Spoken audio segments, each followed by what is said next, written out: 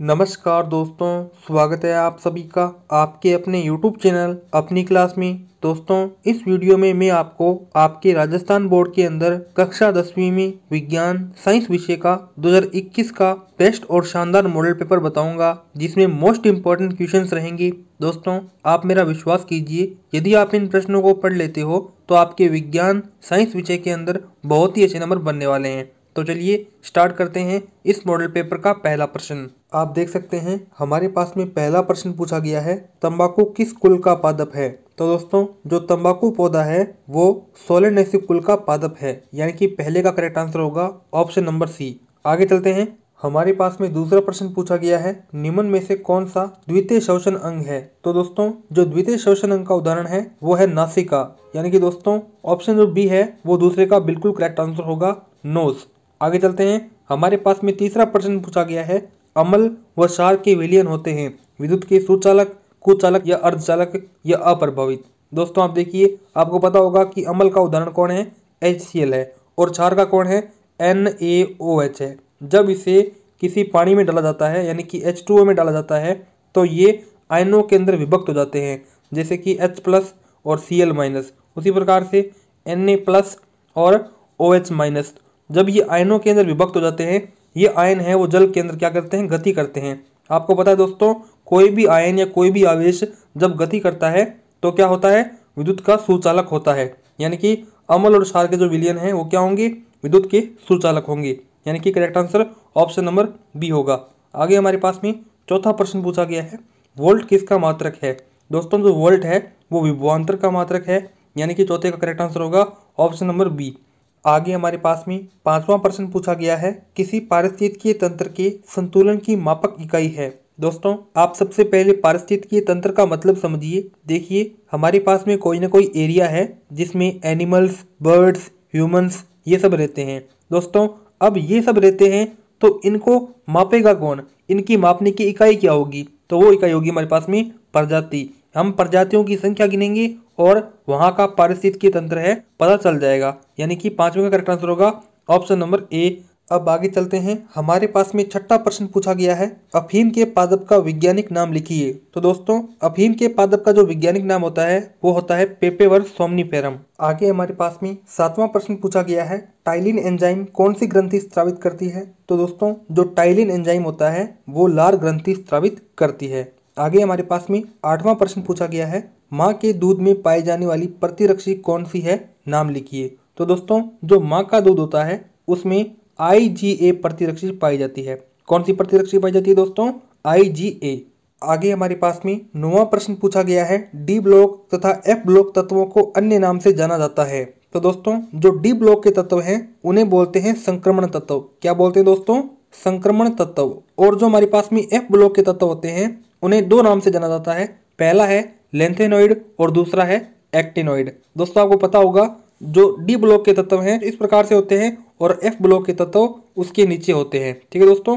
आगे हमारे पास में 10वां प्रश्न पूछा गया है, फ्रियोन की परिभाषा लिखिए। तो दोस्तों, फ्रियोन एक प्रकार की क्या है, गैस है, जो कि फ्रिज में और आपके एरोप्लेन में डलती है, जिससे ये दोनों चल पाते हैं। और साथ ही ये जो गैस है वो क्लोरोफ्लोरोकार्बन से मिलकर बनी होती है। आगे हमारे पास में 11वां प्रश्न पूछा गया है, मोतियाबंद क्या है। तो दोस्तों, मोतियाबंद एक प्रकार का आंखों का रोग है, जो कि व्यक्ति के आंखों के बाहर झिल्ली आने के कारण होता है, जिससे व्यक्ति को धुंधला दिखाई देता है। आगे हमारे पास में 12वां प्रश्न पूछा गया है, प्रत्यावर्ती धारा जनित्र एवं दिष्ट धारा जनित्र में क्या अंतर है। तो दोस्तों, यहाँ पर मैं आपको सबसे पहले दिष्ट धारा और प्रत्यावर्ती धारा के मध्य अंतर बता देना चाहता हूँ। देखिए, दिष्ट धारा होती है वो छोटी होती है, जबकि प्रत्यावर्ती धारा क्या होती है, बड़ी धारा होती है। दोस्तों, आपने जो खंभों से बिजली है वो जाती हुई देखी होगी, तारे देखी होगी, इन तारों के अंदर जो करंट दौड़ रहा है वो है हमारे पास में प्रत्यावर्ती धारा का। और जो बैटरियों के अंदर सेल लगे होते हैं उसमें दिष्ट धारा होती है। आगे हमारे पास में 13वां प्रश्न पूछा गया है, कोयले के विभिन्न प्रकारों के नाम लिखिए। तो दोस्तों, कोयले के बहुत सारे प्रकार होते हैं, जैसे कि लिग्नाइट हो गया, पीट हो गया, ग्रेफाइट हो गया, एंथ्रेसाइट हो गया, बिटुमिनेस हो गया। ये क्या है, कोयले के विभिन्न प्रकार हैं जिनके मैंने आपको नाम बता दिए। आगे हमारे पास में 14वां प्रश्न पूछा गया है, भस्मीकरण विधि किस हेतु उपयोग में ली जाती है। तो दोस्तों, यदि आपको इस प्रश्न का उत्तर आता है तो आप जल्दी से मुझे कमेंट बॉक्स में आंसर दें। मैं देख रहा हूं कि किसका उत्तर सही है और किसका उत्तर गलत। देखिए हमारे पास में 15वां प्रश्न पूछा गया है, मधुमक्खी पालन के 2 उत्पाद कौन से हैं, नाम लिखिए। दोस्तों यदि आप अपने खेत के अंदर मधुमक्खी पालन करते हो तो सबसे पहली बात तो यह है कि उससे आपको शहद मिलेगा। क्या मिलेगा दोस्तों? शहद मिलेगा। और साथ ही जो मधुमक्खी पालन का दूसरा सबसे बड़ा फायदा है वो है परागण। क्या है दोस्तों? परागण। परागण का मतलब होता है नर युग्मक और मादा युग्मक का संलयन, जिससे युग्मनज का या संतति का निर्माण हो सके। दोस्तों अब देखिए मधुमक्खी पालन से परागण कैसे होता है। जैसे कि हमारे पास में ये क्या है, नर फूल है और ये क्या है, मादा फूल है। अब नर फूल से पराग कणों को कहाँ पे आना है, यहाँ पे मादा पुष्प पे आना है। तो दोस्तों जो मधुमक्खी पालन के अंदर मधुमक्खियां होगी वो क्या करेगी, पराग कण को मादा पुष्प पर लाएगी और जो संलयन है वो कंप्लीट करवाएगी। यानी कि मधुमक्खी पालन के ये क्या है, 2 बड़े उत्पाद हैं और 2 बड़े फायदे हैं। अब देखते हैं आगे। हमारे पास में 16वां प्रश्न पूछा गया है, अपक्षयण की शक्तियों का कृषि में क्या लाभ है। आगे हमारे पास में 17वां प्रश्न पूछा गया है, पीएच किसे कहते हैं, अम्लीय एवं क्षारीय विलयनों की पीएच प्राप्त स्पष्ट कीजिए। दोस्तों आपको बता दूं, पीएच एक प्रकार का क्या है, पैमाना है, जिससे हम किसी भी विलयन का ये पता लगा सकते हैं कि ये अम्लीय है, क्षारीय है या फिर साल्टी है। जैसे कि पीएच पैमाना होता है वो 0 से लेकर के 14 तक होता है। ठीक है दोस्तों, और बीच में आता है 7। यदि कोई विलयन 7 पर है इसका मतलब वो विलयन क्या है, उदासीन है। क्या दोस्तों? उदासीन है। और यदि कोई विलयन 7 से कम है तो इसका मतलब वो विलयन क्या है, अम्लीय है। क्या है दोस्तों? अम्लीय है। और यदि कोई विलयन है वो 7 से ऊपर है तो इसका मतलब वो विलयन क्या है दोस्तों, क्षारीय है। क्या है दोस्तों? क्षारीय है। ये क्या है हमारे पास में, पीएच पैमाना है या पीएच स्केल है। आगे हमारे पास में 18वां प्रश्न पूछा गया है, ऑक्सीकरण में अपचयन को इलेक्ट्रॉनिक आदान प्रदान के आधार पर समझाइए। जैसे कि मैं आपको एक रिएक्शन देकर समझाता हूँ। देखिए हमारे पास में रिएक्शन है HCl प्लस NaOH। ठीक है, इन दोनों की रिएक्शन होती है, बनता क्या है, NaCl प्लस H2O। दोस्तों यहाँ पे जो हाइड्रोजन की ऑक्सीकरण अवस्था है वो है +1 और क्लोरीन की क्या है, -1। जब रिएक्शन कंप्लीट हो जाती है तो जो हाइड्रोजन की ऑक्सीकरण अवस्था है वो है 0। दोस्तों यहाँ पे +1 से 0 की तरफ ऑक्सीकरण अवस्था जा रही है, यानी कि ऑक्सीकरण अवस्था घट रही है। दोस्तों जब रिएक्शन के अंदर ऑक्सीकरण अवस्था घटे इसका मतलब अपचयन हो रहा है। इसका मतलब क्या हो रहा है, अपचयन हो रहा होता है। और यदि ऑक्सीकरण अवस्था बढ़े इसका मतलब क्या हो रहा था दोस्तों, ऑक्सीकरण हो रहा होता है। तो दोस्तों इस प्रकार से मैंने आपको इस रिएक्शन में इलेक्ट्रॉनिक आदान प्रदान के आधार पर ऑक्सीकरण और अपचयन के मध्य जो विभेद है उसको बता दिया। आगे हमारे पास में 19वां प्रश्न पूछा गया है, इलेक्ट्रॉनिक लब्धि एंथैल्पी की एक वर्ग में आवर्तिता समझाइए। दोस्तों सबसे पहले आपको इलेक्ट्रॉनिक लब्धि एंथैल्पी और आयनन एंथैल्पी क्या है इसका मतलब समझना होगा। सबसे पहले जानते हैं कि आयनन एंथैल्पी क्या होती है। देखिए हमारे पास में कोई फ्लोरीन परमाणु है, आप जानते हैं कि फ्लोरीन परमाणु 9 नंबर पर आता है और इसके संयोजी कोष में टोटल 7 इलेक्ट्रॉन होते हैं। जैसे कि मैं यहाँ पे 7 इलेक्ट्रॉन बना रहा हूँ। दोस्तों यदि मैं फ्लोरीन के संयोजी कोष से 1 इलेक्ट्रॉन निकालना चाहूँ तो मुझे जो एनर्जी, जो ऊर्जा लगेगी उस ऊर्जा को क्या कहूँगा, आयनन एंथैल्पी कहूँगा। और यदि मैं बाहर से फ्लोरीन के संयोजी कोष में 1 इलेक्ट्रॉन लाना चाहूँ तो जो मुझे फ्लोरीन एनर्जी देगा, ऊर्जा देगा, उस ऊर्जा को क्या कहूँगा दोस्तों, इलेक्ट्रॉनिक लब्धि एंथैल्पी कहूँगा। यानी कि ऊर्जा जो आवश्यकता होगी उसे कहेंगे आयनन एंथैल्पी और जो ऊर्जा जो मुझे मिलेगी उसे क्या कहेंगे, इलेक्ट्रॉनिक लब्धि एंथैल्पी। आगे हमारे पास में 20वां प्रश्न पूछा गया है, IUPAC नाम पूछे गए हैं। देख सकते हैं ये जो हमारे पास में है वो क्या है दोस्तों, पेंटेन है। क्या है दोस्तों, पेंटेन है।